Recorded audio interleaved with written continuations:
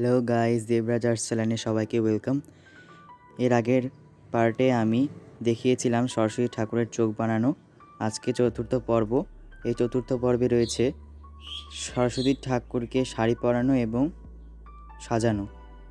দেখতে থাকুন আমার চ্যানেলটা আপনারা। এভাবে ভালো করে শাড়িটা কুচি করে নিতে হবে, ঠিক আমার মতো হাত দিয়ে।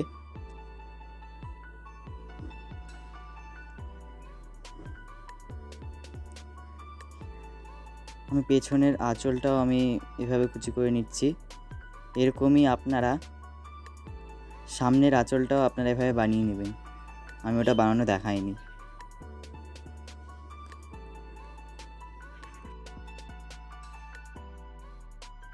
এখন আমি সেই আঁচলটা পরানো দেখাচ্ছি।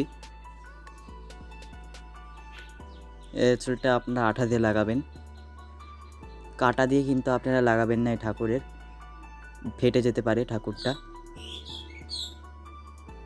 এখানে কুচি করা শাড়িটা আমি এখানে পরিয়ে দিচ্ছি বেঁধে, এবং একটু আঠা দিয়ে লাগাবেন যাতে ভালো শক্ত হয় শাড়িটা।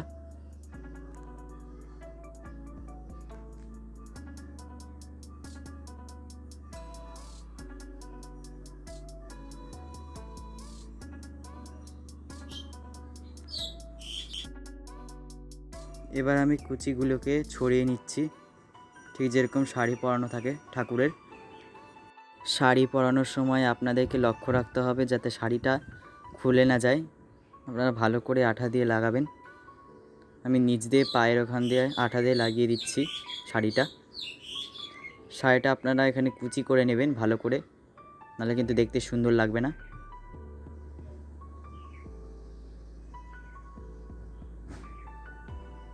স্টেপ বাই স্টেপ দেখতে থাকুন। দেখুন এখানে আমি কুচিগুলো ভালো করে দেখিয়েছি আপনাদেরকে।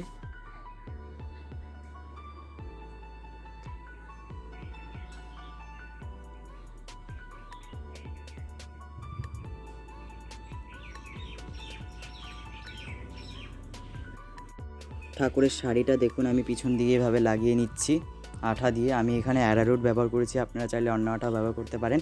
শাড়িগুলোকে আমি ভালো করে চেপে চেপে সুন্দর করে দিয়েছি যাতে শাড়িগুলোর কুচিগুলো বোঝা যায়।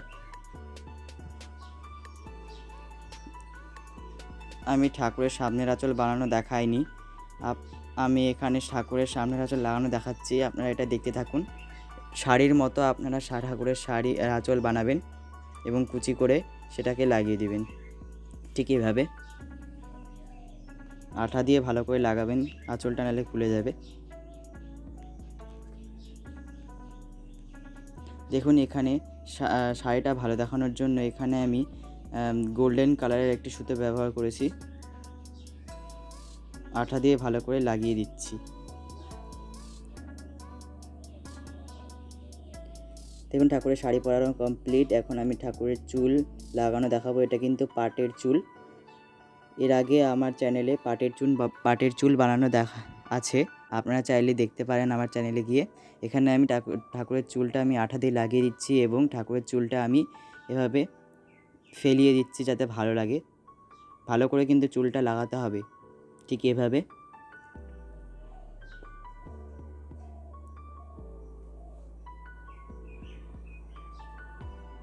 দেখুন এখানে আমি মুকুট বানিয়েছি সরস্বতী ঠাকুরের নিজের হাতে।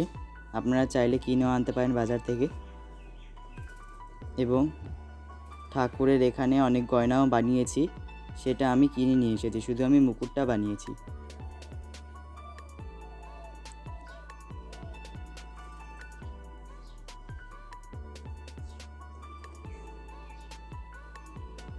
আমার চ্যানেলটা যদি আপনাদেরকে ভালো লেগে থাকে তাহলে আমার চ্যানেলটা সাবস্ক্রাইব করবেন, লাইক করবেন এবং কমেন্ট করতে ভুলবেন না। এখানে আমি ঠাকুরের মুকুটটা দেখুন, এখানে আমি চুলটা খুলিয়ে দিলাম কারণ এখানে গয়না পরাতে অসুবিধা হবে। ঠিক এভাবে পরিয়ে দিতে হবে। ব্লাউজের বর্ডারে কিন্তু আমি সোনালি কালারের সেই সুতোটা ব্যবহার করেছি যাতে সুন্দর লাগে, এবং চুড়িও আমি এভাবে পরিয়ে দিয়েছি। আপনারা চাইলে অন্য গোল্ডেন পেপার দিয়েও লাগিয়ে দিতে পারেন। এখানে আমি গয়নাগুলো একে একে পরিয়ে দিচ্ছি।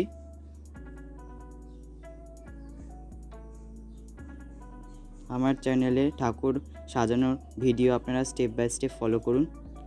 দেখুন এখানে আমি চুলটা পরিয়ে দিচ্ছি, এখন আমি মুকুট পরাবো। তো মুকুট পরানোর জন্য আগে চুলটা শুকিয়ে নিতে হবে এবং মাথার উপরে একটু চুল লাগিয়ে তারপর মুকুটটা লাগাতে হবে, নাহলে পিছনের অংশটা, সাদা অংশটা দেখা যেতে পারে। এবং মুকুটটা কিন্তু আঠা দিয়ে ভালো করে লাগাতে হবে।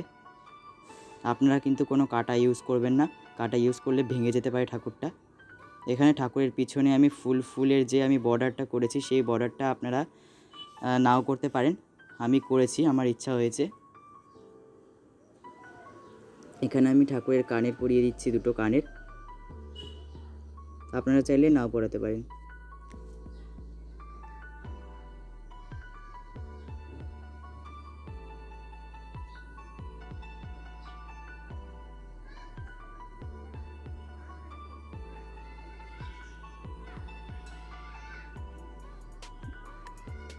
গয়নাগুলো কিন্তু আমি সুতো দিয়েই পরিয়েছি।